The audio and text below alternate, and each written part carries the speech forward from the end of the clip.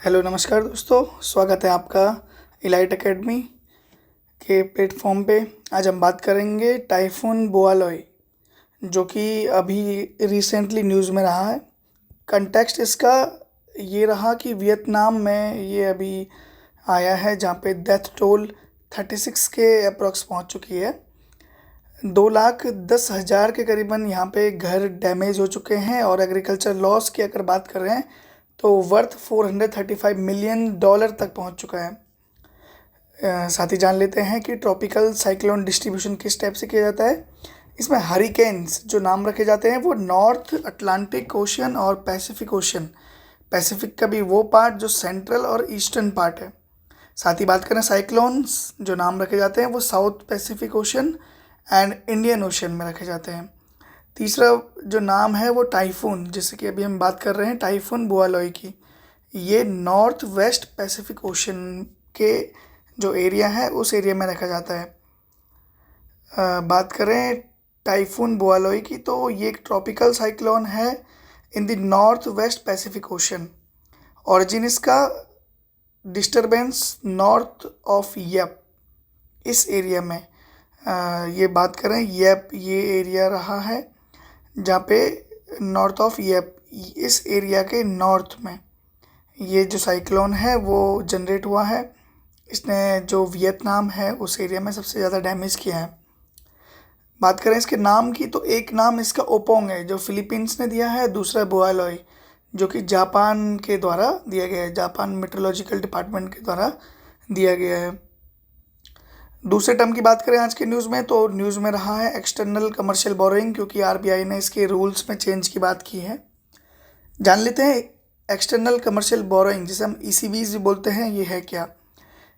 ECBs as commercial loans raised by eligible Indian entities, जो भी eligible Indian entities हैं जो कि हमें नॉन रेजिडेंट एंटिटीज़ के द्वारा दिया जाता है। ठीक है, ये दोनों में हो सकता है, फॉरेन करेंसी में भी और आईएनआर में भी। एक तरीके से ईसीबीज कमर्शियल लोन है जो इंडियंस के थ्रू लिए जाते हैं bye foreign non resident entities.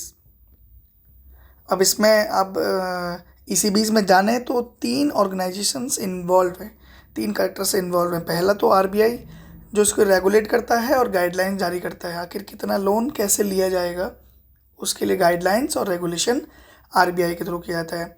दूसरा जो इन्वॉल्व है वो है बोरोवर, जो कि इंडियन कॉर्पोरेटर भी हो सकता है, पीएसयूज भी हो सकते हैं, एनबीएफसीज भी हो सकते हैं और ट्रस्ट भी हो सकता है कोई।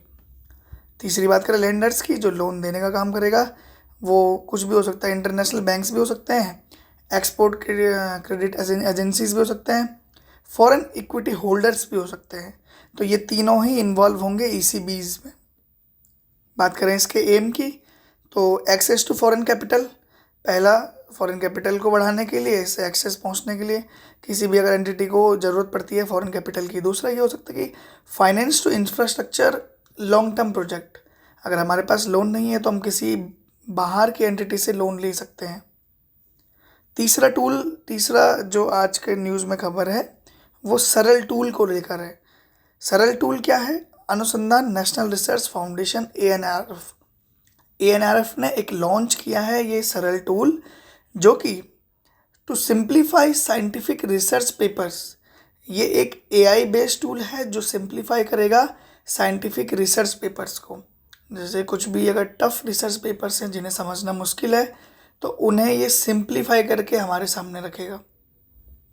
चौथा टर्म जो न्यूज़ में रहा है वो सरक्रीक रहा है।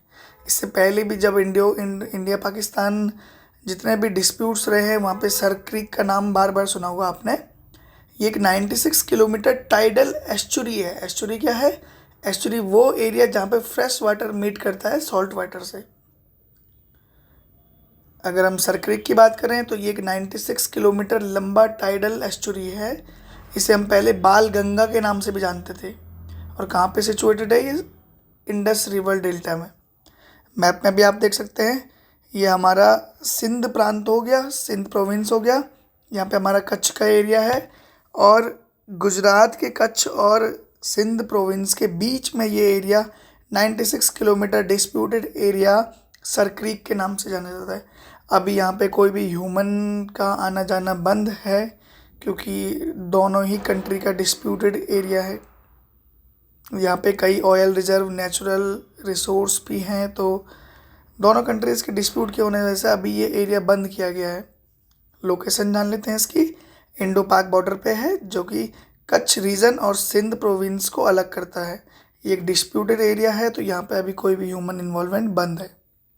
फीचर्स की बात करें, अगर हम बात करें कि सर क्रीक की क्या फ़ीचर है, तो ये नैरो, मडी और shifting water channel prone to changes in its course due to tidal activity. Tidal activity की वजह से जो शिफ्टिंग वाटर चैनल है उसकी वजह से क्या बन जाता है, कि नैरो मडी एरिया बन जाता है। The region is a part of Indus delta wetlands, home to migratory birds and marine biodiversity. Control over Sir Creek is crucial as it impacts the demarcation of exclusive economic zones, क्योंकि दोनों countries के exclusive economic zone इस area में पड़ते हैं, तो इसलिए disputed area भी है। And the continental self which determine rights over fishing, oil, gas exploration. तो इन्हीं तीनों की वजह से ये एरिया अभी डिस्प्यूटेड है इंडो और पाकिस्तान के बीच में। तो आज के इन टर्म्स को आप याद रखिएगा। Thank you so much.